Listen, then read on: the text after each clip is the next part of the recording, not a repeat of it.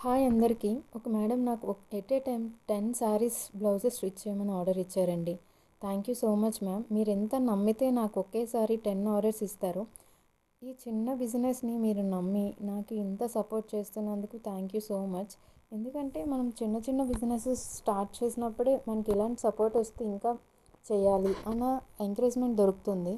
So ఆ madam నేనేమీ disappoint చేయకుండా ఒక్కొక్క దానికి ఒక్కొక్క మోడల్ పెట్టి డిఫరెంట్ మోడల్స్ స్టిచ్ చేశాను. బ్లౌజెస్ అన్నీ చూడండి, బ్లౌజెస్ అన్నీ ఎంత నీట్ ఫినిషింగ్తో వచ్చాయో.